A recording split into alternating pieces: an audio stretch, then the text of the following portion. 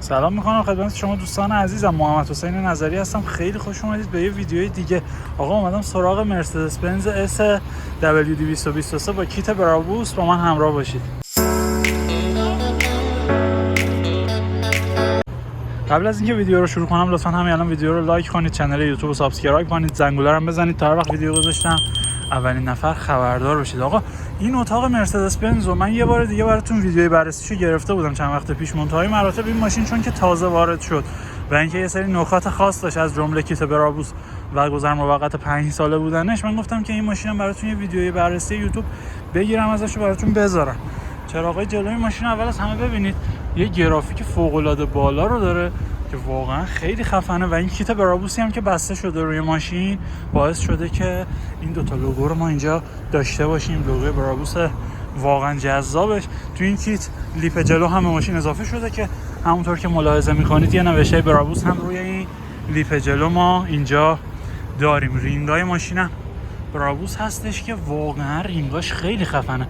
اس برابوس این دومین دستگاهی هستش که وارد میشه و اینکه اون اولین دستگاهی که وارد شد رینگاش واقعا به قشنگی این نیست به نظرم.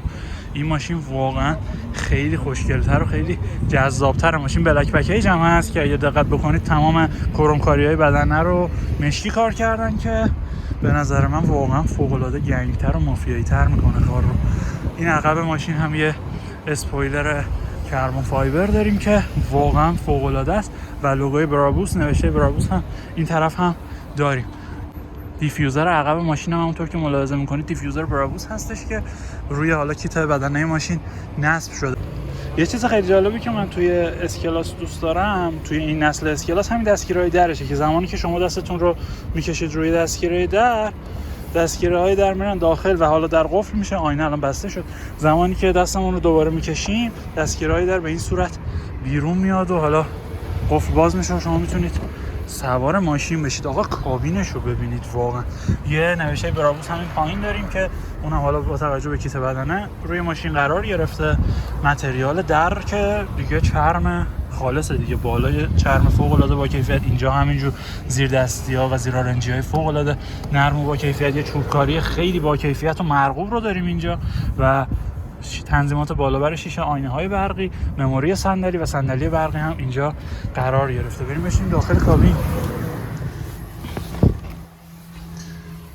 یه چیز خیلی جالب دیگه ای که داره که من نگفتم بهتون، همین سیستم صوتی برمستری هستش که روی این ماشین کار کردن که خفن ترین سیستم صوتیه که میشه برای این ماشین سفارش داد و نصب کرد.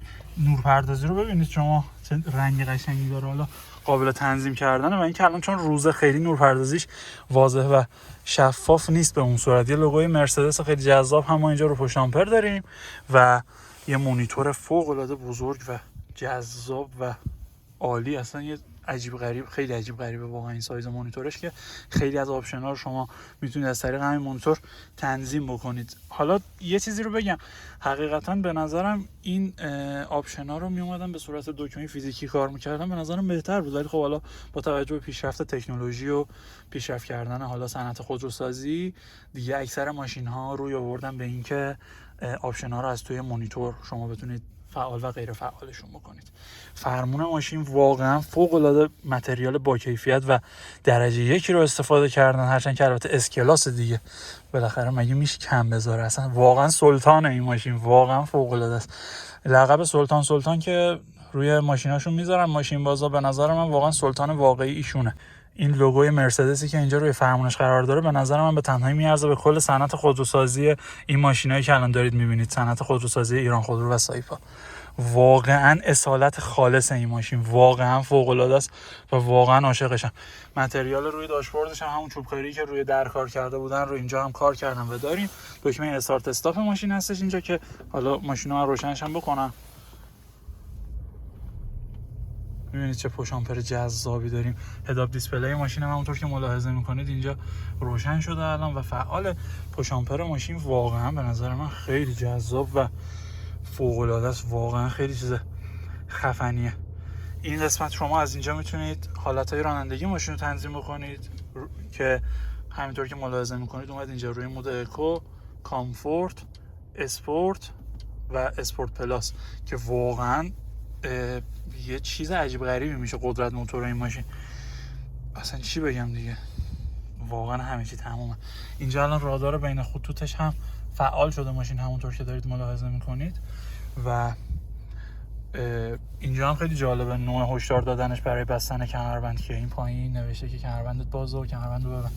رادار نقطه کور رو هم که داره مثل اکثر ماشینا که اصلا دیگه انتظاری جزئی ازش نمیره. یه چیز خیلی جالبه دیگه که هستش توی اسکلاس، زمانی که شما میخواید این تنظیمات سیستم تهویه رو انجام بدید، اگر که دما رو کم بکنید نورپردازی داخل ماشین میبینید یه رد آبی رد میشه، بعد دوباره زیاد که میکنی قرمز میشه، دوباره کم میکنی آبی میشه دوباره. خیلی یکی از تفریحات خیلی از دوستانی که سوار اسکلاس میشن، حالا طبق چیزی که از بعضیا شنیدم یه همچین چیزیه که میشینن این نور اینو کم و زیاد میکنن.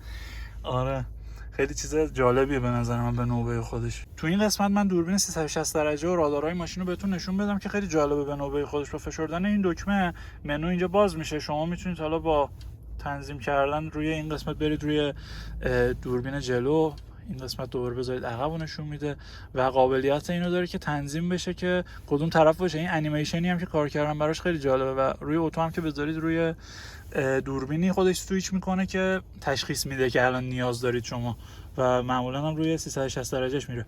این انیمیشنی که کار کردن به نظر من خیلی چیز جالبی اومد، به نظرم خیلی قشنگه. این خیلی واقعا اومدن خیلی اهمیت دادن به سیستم کار ماشین، حالا یعنی سیستم رابط کاربری میشه گفت، نمیدونم دقیق چی میشه اسمشو گذاشت. روون بودن مولتی مدیای ماشین خیلی جالبه این قضیه و حالا نکته‌های خیلی مختلفی هم هستش در رابطه باشه، یکی که همه این بود. خیلی سیستم روونی اومدن کار کردن، به نظر من واقعا خیلی جذابه اینم به نوبه خودش. این قسمت ما روی فرمون هم برای حالا دستیار صوتی کم و زیاد کردن صدا، مکالمه و این قسمت هم برای تنظیم حالا رادار و کروز کنترل و اینا و اینکه دنده ماشین هم گذاشتن پشت فرمون. این قسمت مثل اکثر مرسدس بنزایی که حالا هستن این ماشین هم این قسمت قرار داره. حالا توی نسخه‌های AMG ولی شما میبینید که این دنده این وسط قرار داره و یه سردنده AMG خیلی خوشگلی هم داره که حالا اسپورت‌تره، ولی خب برای این ماشینایی که حالا لوکس حساب میشن دنده رو پشت فرمون قرار داده مرسدس بنز.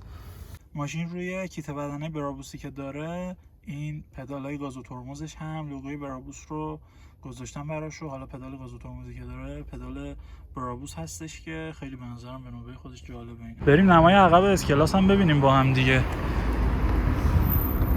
واقعا فوق العاده لوکس طراحی شده.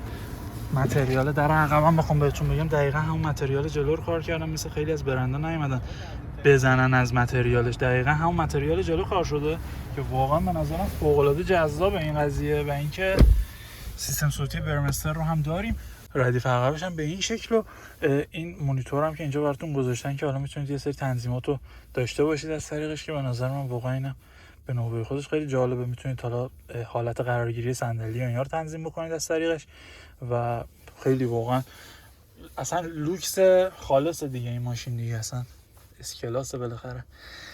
نمایی هم که از عقب به جلو داریم و ببینید چقدر خوبه، واقعا خیلی فوق العاده است این ماشین به نظر من. این پایینم که برای شما یه سری پورت گذاشتن واسه اینکه حالا گوشیتون رو بتونید شارژ بکنید و دریچه کولر عقب هم که داریم. اینم من براتون باز بکنم ببینید، اینم خیلی به نوبه خودش جذابه که حالا تو یه سری از نسخه ها تبلت عقب رو هم داره ماشین. حالا این ماشین که ما اینجا داریم تبلت عقب رو نداره. اینم باز میشه دوباره اینجا، شما یه دونه شارژر وایرلس رو میتونید داشته باشید و حالا فضایی هم داره. اینجا دوباره براتون خروجی گذاشتن که بتونید حالا چه میدونم چیزی حالا خواستید بزنید به برق، حالا گوشیتون و اینا رو خواستید شارژ کنید و اینا بتونید. خیلی جالبه، جای شارژ زیاد گذاشتن واسه. اینم که ما از اینجا که بازش میکنیم یه فضایی هستش که میتونید به صندوق عقب ماشین دسترسی پیدا بکنید که حالا البته اینم باز دوباره توی نسخه‌های فولتر یخچالو داره که حالا این ماشین یخچال عقب رو ظاهرا نداره، ولی باز همین که حالا خیلی هم با اینکه فول هم نیستش ولی باز چقدر لوکس واقعا. یعنی اصلا واقعا به نظر من 100 هیچ سری 7 جدید رو میزنه، خدا وکیلی 100 هیچ سری 7 جدید رو میزنه این ماشین به نظرم. واقعا یه سری‌ها که میگن بین این و سری 7 سری 7 انتخاب میکنم، من نمیدونم دلیلش چیه به جز تعصب، واقعا دلیل دیگه ای نمیتونه داشته باشه به نظرم. البته که یه آپشن خیلی جالبی داره سری 7، به نظر منم این آپشن جذاب اومد. اونم مانیتور سقفیه که حالا تو این ماشین کار نکردن. یه مانیتور سقفی خیلی جذابی داره که حالا اونم واقعا چیز جالبی بود به نظر من توی اون ماشین، که حالا این ماشین ولی نداره اون رو متاسفانه. بعد ولی به نظر من واقعیتش رو بخواید من حس لوکس تری گرفتم از این ماشین تا سری 7 جدید، مخصوصا توی طراحی بیرونی. سری 7 جدید رو اونطور که باید خفن به نظر من کار نکردن طراحیشو و میتونست خیلی بهتر باشه. همونطور که گفتم این ماشین گذر موقت 5 ساله است. شما واسه اینکه بتونید تشخیص بدید کدوم ماشینای گذر موقتی 5 ساله گرفتن باید به پلاکشون دقت بکنید که ماشین تا چه تایمی پلاک داره. این ماشین تا برج 9404 یعنی تا برج 9 سال آینده است پلاکش، و یعنی 1 سال ماشین پلاک داره. از این طریق شما میتونید بفهمید که ماشین گذر موقت 5 ساله است و هر 1 سال یک بار ماشین حالا بره یه تمدیدی انجام بده و برگرده دوباره.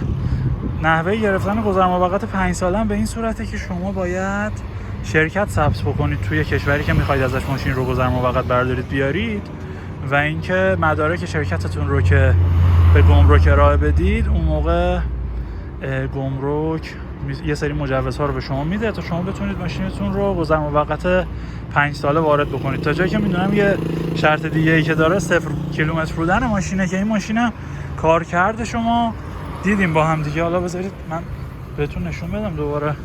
ماشین کار کردش 800 تا دونه است، یعنی واقعا ماشین کم کار کردی رو ما داریم اینجا. اینا ماشینش 899 تا دونه راه رفته ماشین 0 کیلومتر عملا. یکی از شرطایی که بتونید گذر موقت 5 ساله بگیرید همینه که ماشینتون 0 کیلومتر باشه. ببینید واقعا عجب کابین مرتب و کیپی داره این ماشین که اصلا سر و صدای بیرون نمیاد داخل کابین. واقعا فوق العاده است همه چی اینجا. رینگای ماشین با اینکه فاقش کوتاه‌تر هم هستش از حالت عادی، ولی باز انقدر فنربندی ماشین نرمه که اصلا یک ذره هم واقعا خشکی حس نمی‌کنید. فوق العاده نرم و راحت این کابین. واقعا عجیب و غریب. سقف کهکشانی ماشین رو هم روشن کردیم الان که به نظر من واقعا چیز جالبی به نوبه خودش.